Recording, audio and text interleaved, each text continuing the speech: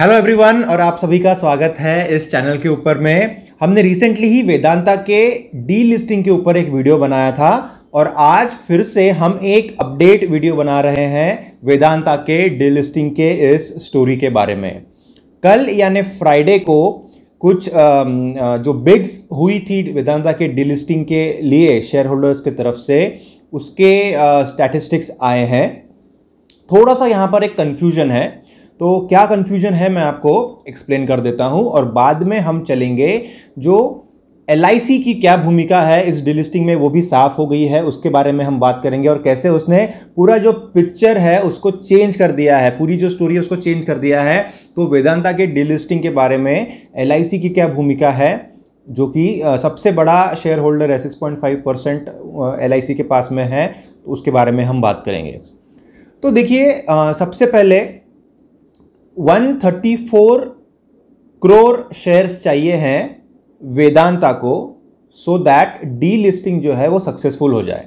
अभी 134 करोड़ शेयर्स कहाँ से आते हैं वो एक बार फिर से मैं आपको बताता हूँ कि डी लिस्टिंग के लिए कोई भी कंपनी को मिनिमम 90% स्टेक कंपनी के पास आना ज़रूरी है। मतलब वेदांता के पास फिलहाल 50% जो है वो प्रमोटर्स के पास में है और बाकी का जो 50% है वो बाकी के जो इंस्टीट्यूशंस है और बाकी के रिटेल इन्वेस्टर्स हैं, इन लोगों के पास में है।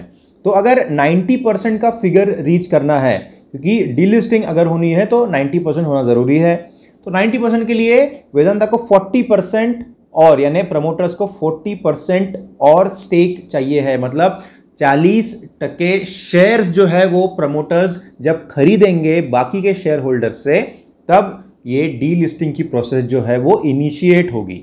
उसके बाद भी एक प्रोसेस है कि मान लीजिए 90% अगर हो जाता है, लेकिन अगर प्राइस के ऊपर में दोनों भी पार्टीज राजी नहीं होती है, शेयर होल्डर्स और प्रमोटर्स जो प्राइस आपस में एक्सचेंज करते हैं, अगर वो एक प्राइस के ऊपर दोनों भी पार्टीज राजी नहीं होते हैं, तो फिर वो डी लिस्टिंग वैसे भी फेल हो जाएगा। तो ये दो प्रोसेस है। तो सबसे पहले 90% पहुंचने के लिए 134 करोड़ शेयर्स की ज़रूरत है वेदांता को, और कल शाम तक जो फिगर्स आए हैं उसके हिसाब से 125 करोड़ शेयर्स जो है उन्होंने, शेयर होल्डर जो है उन्होंने अपने टेंडर भर दिए हैं, अपना बिड वहाँ पर उन्होंने कर दिया है।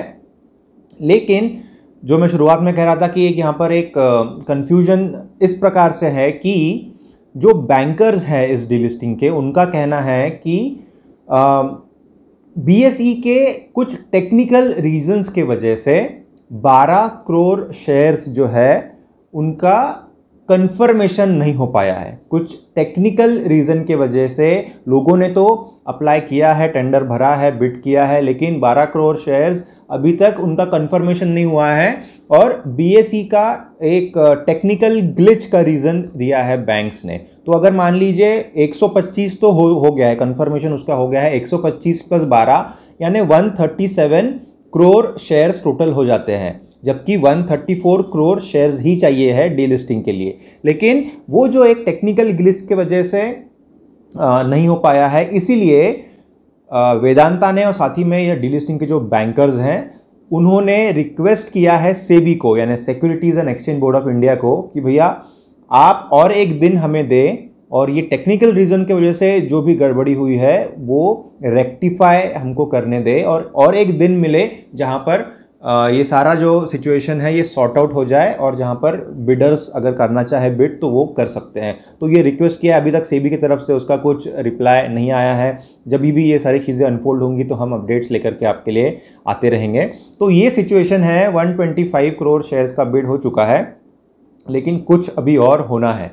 तो ये एक सबसे पहला हर्डल है इस डीलिस्टिंग में। डीलिस्टिंग की डेट जो है वो तो वैसे ख़त्म हो चुकी है, 9 अक्टूबर की लास्ट डेट थी जब तक आप टेंडर भर सकते थे।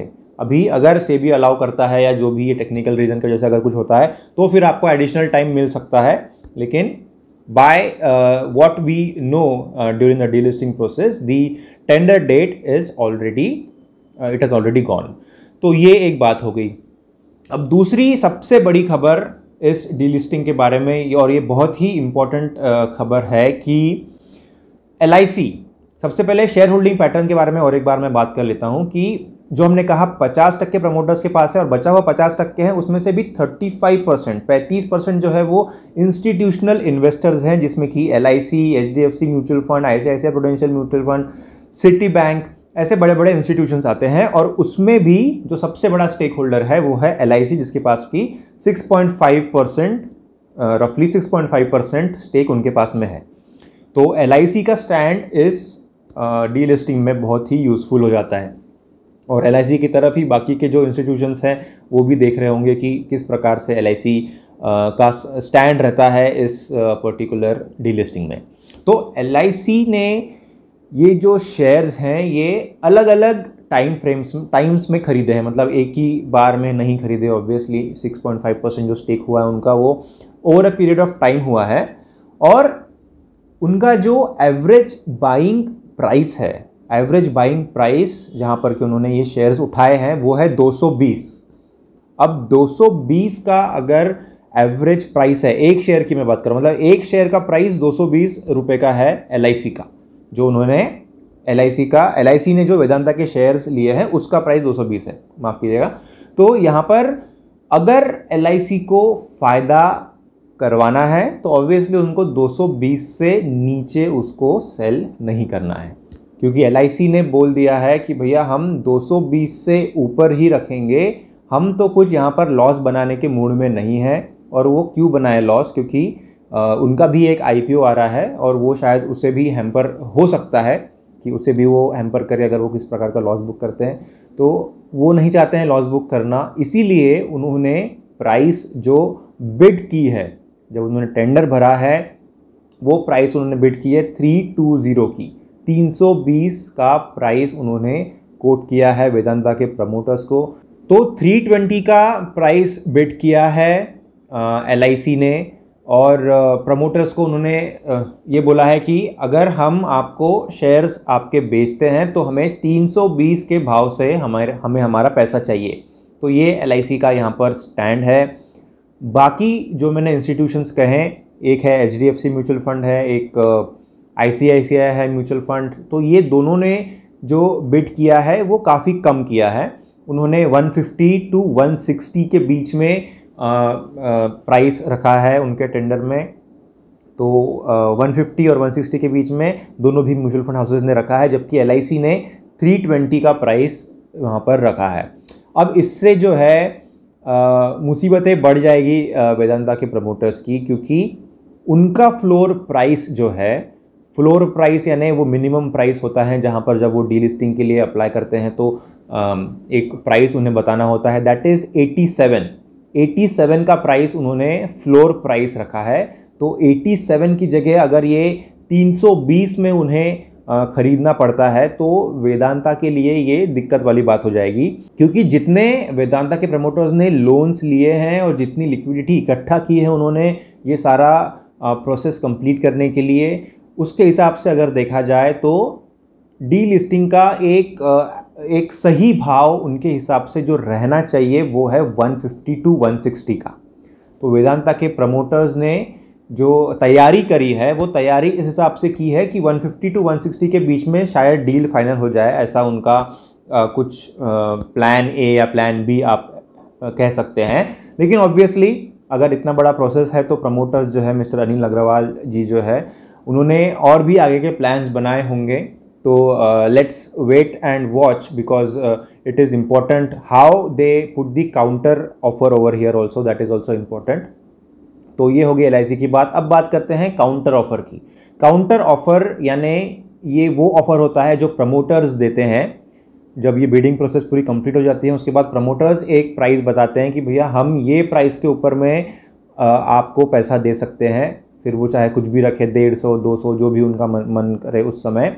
तो ये काउंटर ऑफर देने की डेट जो है दैट इज़ 13 अक्टूबर और 16 अक्टूबर को फाइनल हो जाएगा, ये डी लिस्टिंग का पूरा पिक्चर जो है वो क्लियर हो जाएगा। तो 13 अक्टूबर का ये काउंटर है, काउंटर ऑफर दिया जाएगा। अब 320 का अगर LIC ने रेट मांगा है तो काउंटर ऑफर क्या देगा वेदांता, ये बहुत ही इंटरेस्टिंग बात है। और अगर LIC का रेट उनको एक्सेप्टेबल है तो फिर सारे के सारे इन्वेस्टर्स की यहाँ पर तो चांदी चांदी हो जाएगी, क्योंकि काफ़ी सारे लोगों ने 100 के नीचे भी शेयर खरीदे होंगे, या अभी तो फ़िलहाल 120 के आसपास प्राइस है, वहाँ पर भी अगर ख़रीदे हैं तो अगर आपको 320 का रेट मिलता है तो फिर तो बहुत ही अच्छा हो जाएगा। अब यहाँ पर LIC ने ये जो स्टैंड लिया है, इससे काफ़ी सारी इम्प्लीकेशंस आएंगी अगले ट्रेडिंग डे में। तो ट्रेडर्स जो है उन्हें एक यहाँ पर एक हिंट मिल गई होगी कि वो एक अच्छा पैसा बना सकते हैं जब भी मार्केट खुलेगा नेक्स्ट सेशन में, यानी मंडे को। तो वहाँ पर तेज़ी आ सकती है, लेकिन अगर उससे पहले और भी कुछ न्यूज़ आती हैं, जैसे कि हमने कहा कि कुछ टेक्निकल रीजंस की वजह से कितना बिड हो रहा है, क्या हो रहा है, ये भी क्लैरिटी उसकी नहीं आ रही है। तो अनसर्टिनिटी है हर तरफ। अगर आप इन्वेस्टर है और अभी तक आपने अगर अप्लाई भी नहीं किया है बिड के लिए, तो आप सेफ है, ऐसा मैं कह सकता हूँ। क्योंकि अगर डीलिस्टिंग होती भी है तो भी आपको 1 साल का टाइम मिलता है जब आप अपना शेयर लौटा सकते हैं वेदांता को। लेकिन वेदांता के पास सिर्फ 10 दिन होते हैं कि जब वो माइनॉरिटी शेयर होल्डर, यानी अगर डीलिस्टिंग की प्रोसेस हो जाती है तो 10 दिन के अंदर में उनको वो पैसा देना होता है शेयर होल्डर्स को, जिन्होंने भी बिड के लिए टेंडर करा है। तो वो चीज़ भी एक है कि अगर आप डीलिस्टिंग के लिए नहीं करते हैं अप्लाई, और अगर डीलिस्टिंग हो जाती है तो फिर भी आपको 1 साल का पीरियड मिलेगा, जब चाहे तब उसको लौटा सकते हैं वेदांता को और अपना पैसा जो है वो ले सकते हैं। लेकिन वो सिर्फ आपको डीलिस्टिंग का जो प्राइस है उसके ऊपर मिलेगा, आपके कोई भी बिड या फिर किसी और प्राइस के ऊपर में वो डिपेंड नहीं करेगा। वो सिर्फ डीलिस्टिंग का जो प्राइस रहेगा उसके ऊपर आपको आपका पैसा मिलेगा। पिछले वीडियो में भी हमने कहा था कि अगर काउंटर ऑफर में जो भी प्राइस देता है वेदांता, मान लीजिए 150 अगर दे दिया, और आपने अगर बिड किया था प्रीवियसली, अगर आपने बिड डाला था 200 का, और अगर 150 का डीलिस्टिंग प्राइस फाइनल हो जाता है, तो फिर आपको 150 के हिसाब से ही आपको पैसा मिलेगा, आपको 200 के हिसाब से पैसा नहीं मिलेगा। इन दैट केस अगर आपको वो मंजूर नहीं है तो आपको आपका बिड जो है वो कैंसिल करना पड़ेगा। सो ये भी एक चीज़ है, ये आप ध्यान में रखिए बिफोर गोइंग फॉरवर्ड। तो ये सारा इन्फॉर्मेशन जो है ये आई होप आपके लिए यूज़फुल रहा हो। LIC की जो भूमिका रही है ये सबसे इम्पॉर्टेंट है। यहाँ पर 320 का अगर प्राइस दिया है सबसे बड़े स्टेक होल्डर ने, तो ये इतनी अच्छी खबर नहीं है प्रमोटर्स के लिए, और मंडे को काफ़ी हरकत हो सकती है यहाँ पर, तो आप कॉशियस रहे। तो इस तरह से ये सारी प्रोसेस है, और आने वाले दिनों में भी इसकी अपडेट्स हम आपके लिए लेकर आएंगे। Thank you for giving your time and watching the video till the end. Like करिए, सब्सक्राइब करिए चैनल को, बेल आइकन को भी एनेबल ज़रूर करिएगा। Thank you and see you again.